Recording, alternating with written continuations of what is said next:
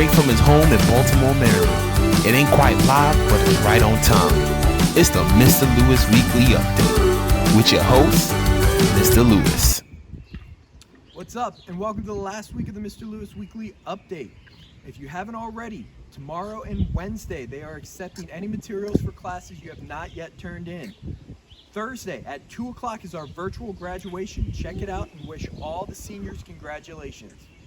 With that being said, let's go to the big board. You'll see everything. You'll see the big board. That is precisely the idea, General. For the last time this year, we're at the big board. The big board! The big board! Big board. So yes, that is right. Last episode of the season. Heartfelt. Jelani, go ahead and cue us up for our first segment of our final show. To keep you abreast of what's relevant, let's get to Poppin Fresh with professionals. So we have a very special Popping Fresh this week. We have two guests, and our first one just happens to be Jelani. Jelani really wants to reach out to you guys with what he feels to be a very important message about what to do after high school. So Jelani, take it away, bud. That's right, everyone. This week's professional is yours truly. So I'd like to take a second to introduce myself. My name is Jelani Somerszaile, and in addition to being a part of the Mr. Lewis Weekly Update, I am also an HVAC field technician with Steam and Smart Infrastructure. Now, that's not exactly what I'll be talking to you today about. So when Mr. Lewis approached me about being in this week's segment, I started to brainstorm about what I could share with you that might bring you the most value. And while I was brainstorming, what came to mind was, something last week's professional touched on, Samantha Scallion, the current events that we're in right now in the world, Corona and some of the civil justice unrest, and ultimately my audience. So the theme I'd like to touch on is what are some ways you can make a positive impact in the world around you. And the two that came to mind strongest for me were volunteering and ultimately pursuing your passions. So let's hop into those. Now, volunteering being the first thing I'm talking about, I'd like to share a little bit more of my experience with you. So I mentioned my current position, which is working with Siemens. However, a few years ago, I had the privilege and opportunity to work in Baltimore City as a neighborhood liaison in the mayor's office, and prior to that, working on a campaign for a city councilman. But the pathway to both of those experiences was through volunteering on the said campaign. And the reason I mention this is ultimately that entire experience I found to be very fruitful and rewarding in terms of I was able to see and learn more about the city I was living in and thus working in a manner where I found I could be of service in some shape, form, or way to those around me or those that I had never met before. But again, we shared, so to say, a common space. And none of that would have been possible if not for taking the chance to put myself out there and volunteer. Now, there's many ways you can volunteer. Working on a campaign isn't necessarily the only way. There's schools, hospitals, I want to say police departments, fire departments, tons of opportunities around you, organizations that are looking for people like yourself to offer their time and energy and skill to get involved and help them in some shape, form, or way. So with there being so many various ways to get engaged and volunteer, I would definitely implore you seek some shape or form of avenue in which you can hop right in and start making a difference today. However, I understand entirely if volunteering doesn't seem to be the most appealing option to do so just yet. Which is what leads me into the next thing I wanted to talk about, which is pursuing your passions.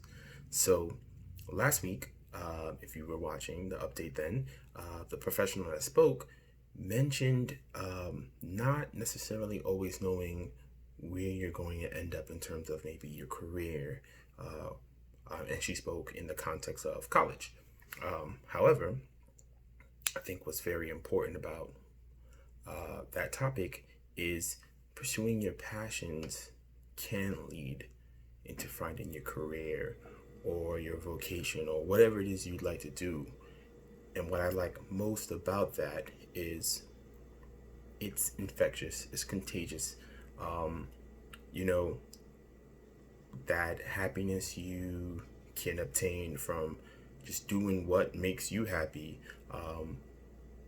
passes on to people, and it definitely has a tangible effect. Well, I guess technically intangible, but you see it motivates others, and it's really something that I believe you all as students continuing to grow can really take hold of, whether it's through going to university, college, trade school, whatever it is, it can carry you so far.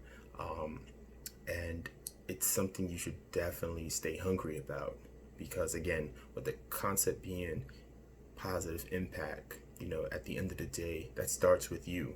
And I think that's tantamount to what we need these days.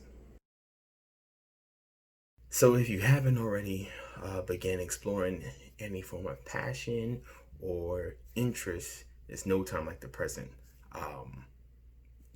Just, carpe diem, hop in, find a way to explore what makes you happy and thus pursue it. And this is all about the journey, actually, that pursuing those passions will take you on, and again can lead to you finding a career or building a prodigious hobby, or ultimately even just leaving you to feel empowered to make a positive impact in whatever way you see fit, that you can best touch the world around you. So there's so much you can do in that regards. And I know for myself, I have many passions that I will continue to explore and use as a catalyst for impact. In some ways, I like to say, by pursuing your passions, you're uplifting yourself and empowering yourself to uplift others.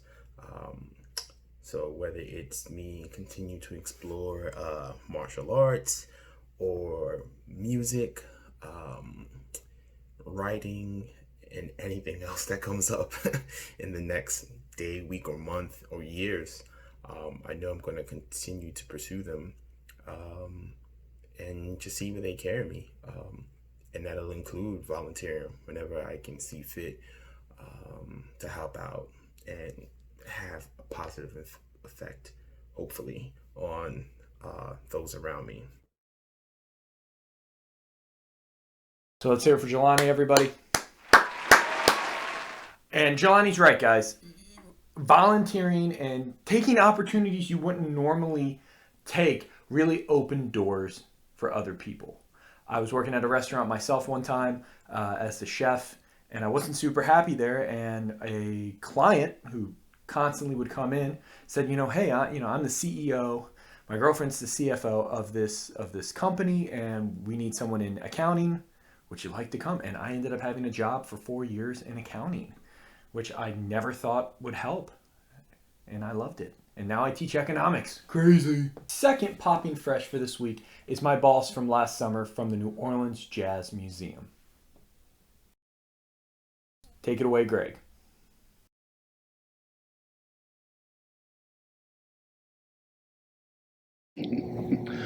My name is Greg Lambousy, director of the New Orleans Jazz Museum. At the Jazz Museum, we put on exhibits. We do a lot of educational activities, performances, and and we also do a lot of festivals here. So I started off in museums in the early 90s at the New Orleans Museum of Art, and I worked on exhibits and did, I started off in museums in the early 90s at the New Orleans Museum of Art, and installed exhibits and really kind of specialized in lighting at that time, lighting for exhibits, and later moved to the Louisiana State Museum. My first job at the State Museum was to inventory many of the collections, the jazz collection being one of them, and then moved on to the exhibits curator and later to director of collections. I was in that position for about 12 years and oversaw care of the decorative arts, science and technology, maps and manuscripts, costumes and textiles, and the jazz collection. And so it's a pretty big system. There's about 12 historic properties within the system. And then moved on to Director of Curatorial Services at the National World War II Museum, and was asked to develop the Jazz Museum in 2016. I've been doing that since then.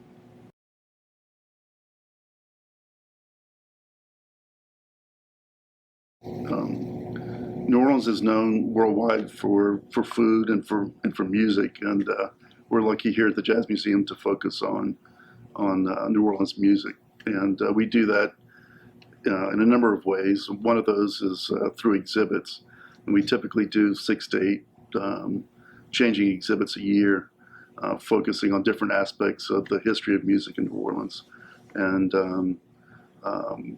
we incorporate listening stations. We often incorporate visual art as well, paintings, photography, collages, and of course artifacts. And artifacts at this museum mean often instruments, performance costumes, sheet music, anything that's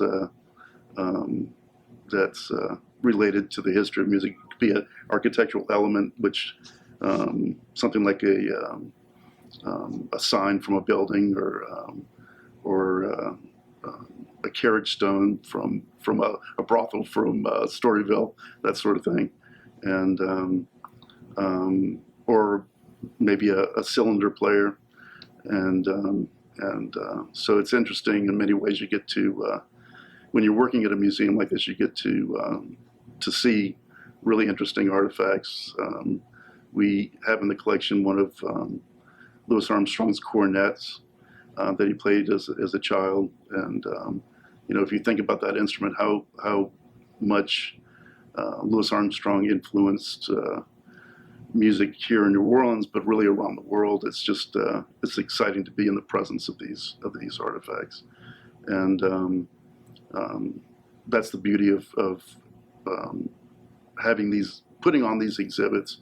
Both you can experience it in person, and also we were doing more virtual pieces, especially during these times with the pandemic. And so it's good to have that option to see things both online and eventually when things get better in person.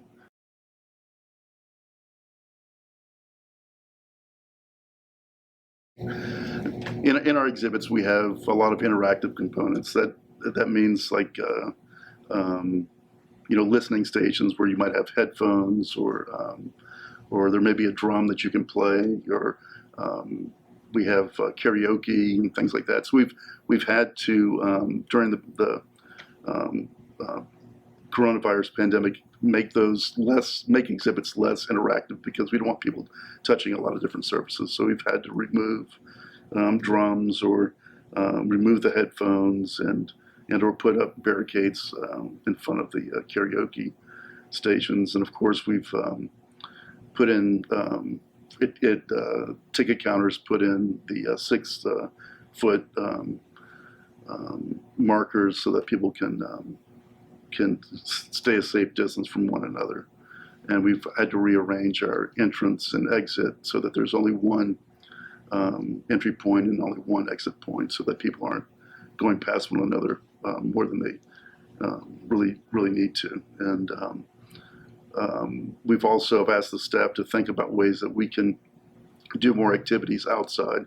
We're fortunate in that we're in a 70,000 square foot building that is on a piece of land that takes up an entire city block, and so we have pretty sizable grounds. And one thing that we've been doing is lately is doing a virtual concert on our balcony, and that's been really popular. We've gotten a lot of views on Facebook Live with that, and it's a good way to employ musicians, get music out to people in a safe way. And soon, New Orleans will be entering phase 2, and we'll be doing more programs outside so that people can stay a safe distance from one another.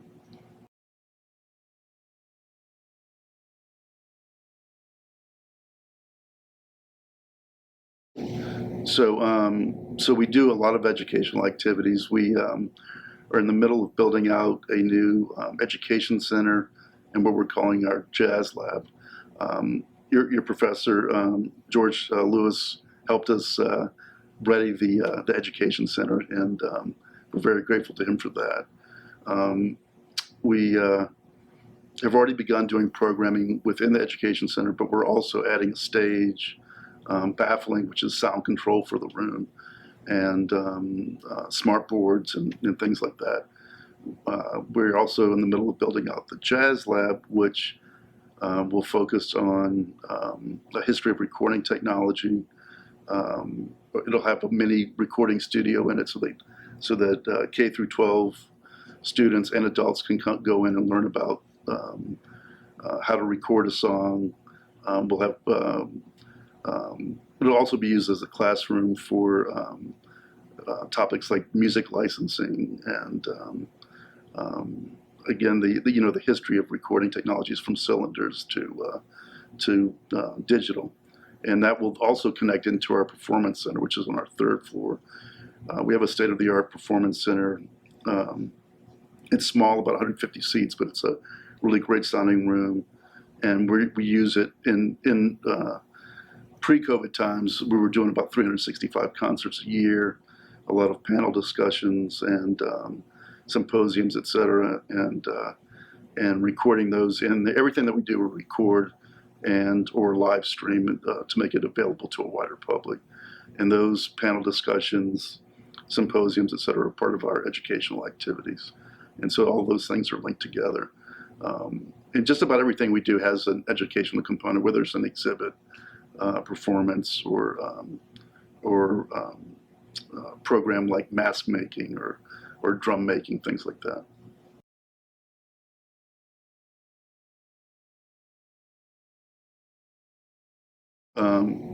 Yes, and we also work with Ella Project, and their main goal is to support musicians in New Orleans with through workshops and seminars on what do I need to do to promote myself. So helping with marketing, or with licensing, or contract writing, and all these sorts of things. And so they're a really big help to the music community, and we work closely together on various projects.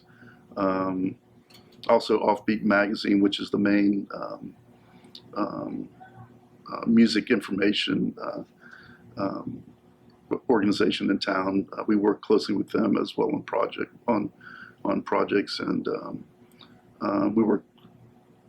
we have partnerships as well with the Jazz and Heritage Foundation, which supports the New Orleans Jazz and Heritage Festival. We also partner closely with the Trombone Shorty Academy. We do a regular workshop for students that's led by Wendell Brunius, trumpeter Wendell Brunius, and drummer Herlin Riley. It's a great program. Basically, they're master classes. And we also work closely with the New Orleans Center for the Creative Arts.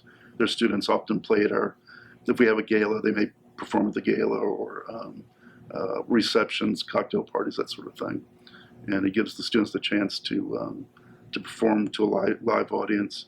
And they're also often involved in our other educational activities as well. Thank you so much, Greg. Make sure to check out the New Orleans Jazz Museum on all social networking formats so you can see more about their social distancing concerts.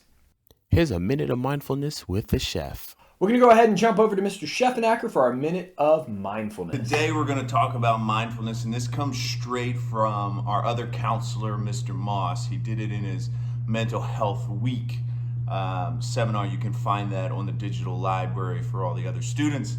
But today we're going to talk about eating healthy. Why is eating healthy important to mindfulness? Because sometimes, for me, at the end of the day, I feel a lot better when I've eaten greens and vegetables instead of just shoveling a pasta mista pizza in my face. I really do feel better when I eat vegetables and fruits and get a good, clean diet at the end of the day. And it's something that I'm really trying to work on during this COVID thing. But why else is it good? It's good for memory. It's good for balance. It's good for focus.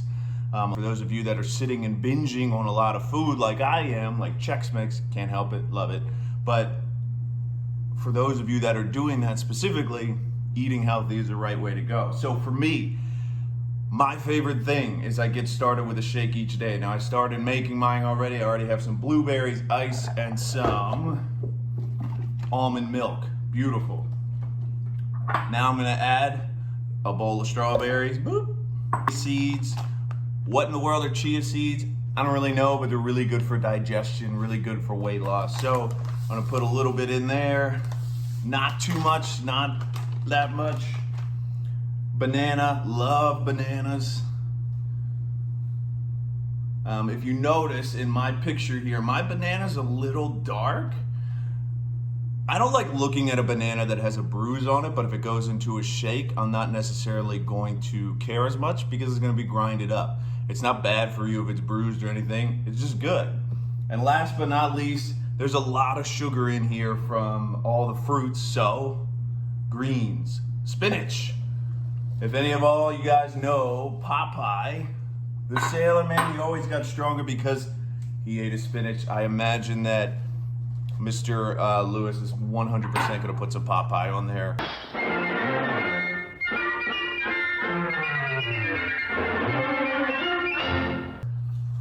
I feel a lot stronger, lost 3 pounds this week as a result of doing my shake. I'm going to add some more greens. I know it's so gross, but this is awesome. So I think this is gonna be a little bit overfilled. I'm gonna pour a little more almond milk in there. That way it gets all nice and perfect. Now I don't have a top. Here's what my bucket looks like. Don't have a top. I use a towel. It's clean, don't worry.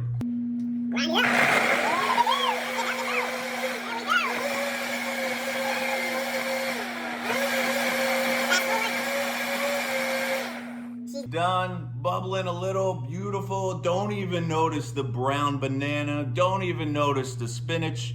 All goes into my, shout out to my Raven Birds. Hopefully we get to play this year, even though this is Terrell Suggs. And down the hatchet. Thank you guys for listening. Have a great week. I want to thank Mr. Scheffenacker for helping out with this show and doing a minute of mindfulness. I also want to make light of another teacher at Dundalk High School making videos, Mr. Starr. He's making weekly cooking videos that are up on YouTube to watch. So if you liked following Mr. Scheffenacker's recipe for that shake, you can also check out Mr. Starr, link right here, also in the description box, for more fun at-home recipes. It's about time for our last coffee break of the school year. Let's check out this week's open letter. That's right, it's time for our last open letter. So let's first see what's in the box. What's in the box? So what's in the box this time? It's sunblock. Yeah, bruh. With the school year ending on Friday and a lot of people starting their summer vacations, it's important to realize that sunscreen is an essential product we should be using. We're currently in phase 2 of Governor Hogan's plan to reopen Maryland after the COVID pandemic. But remember, the pandemic is still going on. There's still plenty of precautions that need to be taken. But we are now able to go outside and do a lot more of these summer activities that are starting to open up. With that being said, make sure you're protecting yourself both physically with masks, still washing our hands, but using sunblock. Some people can go outside like myself, like my wife, and get burned almost within 10 to 15 minutes. It's not a pretty sight. True story. I've had blisters about 2 to 3 inches large on my shoulder. I have a little bit of skin up there. It hurts. You have tattoos. Sunblock is very, very important. I'm asked all the time about the color of my tattoos and why they're still so vibrant. One, great tattoo artist, jumping back to an earlier episode. But two, I put sunscreen on them. What this does is it provides a UV protection agent so that the sun does not pull out the pigments that have been put into your skin. So if you have tattoos, colored tattoos, black and white tattoos, grayscale tattoos, whatever kind of tattoo, old, new, use a little bit of sunscreen. Now a little bit of history on sunscreen. Sunscreen's been around for thousands of years in some fashion, normally made from natural zinc oxide-based materials. Civilizations found in ancient Greece, Egypt, Malaysia, Indonesia, and the Philippines have all used some form of sun protection at some point in the last couple thousand years. It wasn't until the 1940s, after World War II, with the battles taking place in the Pacific and the sun coming down on a lot of soldiers, that we realized we needed some kind of UV protection. It was an Australian who came up with what we would call now the most modern version of sunblock. So with all that being said, the open letter.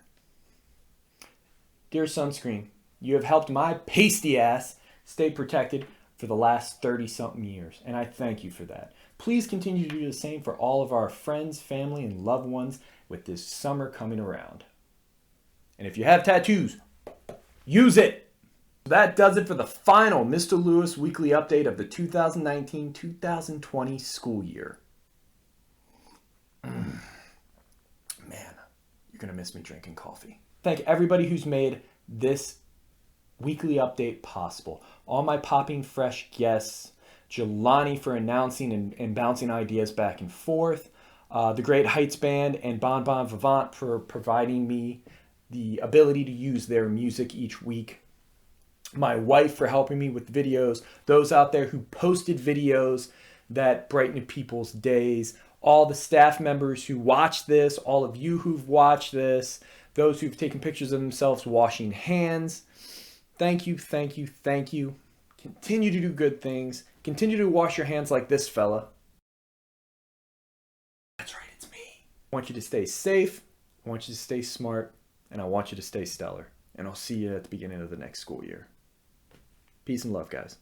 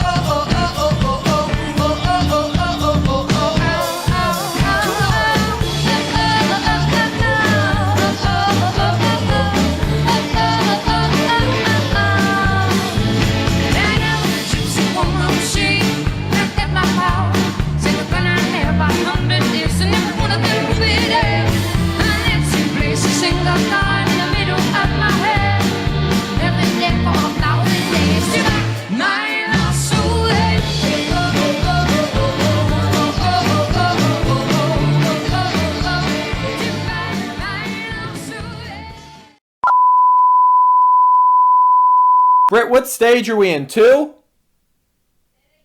What phase are we in?